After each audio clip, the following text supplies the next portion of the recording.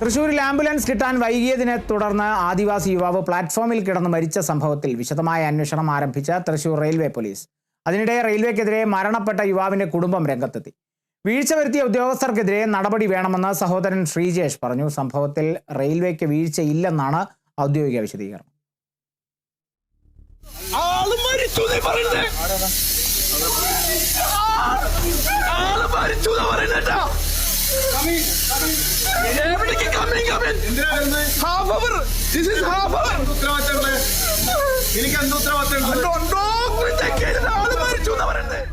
ഉദ്യോഗസ്ഥരുടെ വീഴ്ച വെളിവാക്കുന്ന ദൃശ്യങ്ങൾ, സഹയാത്രികരുടേതടക്കമുള്ള സാക്ഷിമൊഴികൾ. എന്നിട്ടും റെയിൽവേ ജീവനക്കാരെ സംരക്ഷിക്കുന്നതാണ് ഔദ്യോഗിക വിശദീകരണം. ഉദ്യോഗസ്ഥർക്ക് ഒരു തെറ്റും പറ്റിയിട്ടില്ലെന്നും മുളങ്കുന്നത്തുകാവ് സ്റ്റേഷനിലേക്കുള്ള വഴിയുടെ പരിമിതിയാണ് ആംബുലൻസ് എത്താൻ വൈകിയതെന്നുമാണ് റെയിൽവേയുടെ വാദം. എന്നാൽ 10 മിനിറ്റ് മാത്രം ദൂരമുള്ള മെഡിക്കൽ കോളേജിലേക്ക് പോകാൻ അരമണിക്കൂറിന് ശേഷം ആംബുലൻസ് എത്തിച്ചത് ഉദ്യോഗസ്ഥ വീഴ്ചയെന്ന് ആവർത്തിക്കുന്നു കുടുംബം.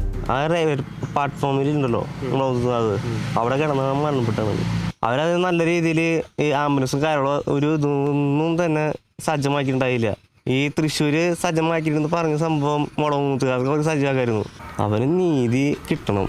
ആദിവാസി യുവാവായ ശ്രീജിത്തിന് നീതി ആവശ്യപ്പെട്ട് നിയമ പോരാട്ടത്തിന് ഒരുങ്ങുകയാണ് കുടുംബവും നാട്ടുകാരും. റെയിൽവേ അധികാരികളുടെ പേരിൽ കേസ് എടുക്കാനായിട്ട് പരാതിയൊക്കെ കൊടുത്തിട്ടുണ്ട്. ഇനി എത്രയും പെട്ടെന്ന് ജില്ലാ കളക്ടറുമായി ബന്ധപ്പെട്ട് അവരോട് സംസാരിച്ച് അദ്ദേഹത്തിന് നിവേദനം കൊടുത്ത് ഈ കേസ് അത് CBI കൊണ്ട് അന്വേഷിപ്പിക്കാനുള്ള നിലപാടെടുക്കാനായിട്ട് കളക്ടറുമായി ബന്ധപ്പെട്ട് നമ്മൾ ഇന്ന് പോകുന്നുണ്ട്, കളക്ടറെ കാണാൻ പോകുന്നുണ്ട്. അപ്പോൾ അത്തരത്തിലുള്ള രീതികളൊക്കെ ചെയ്യണം.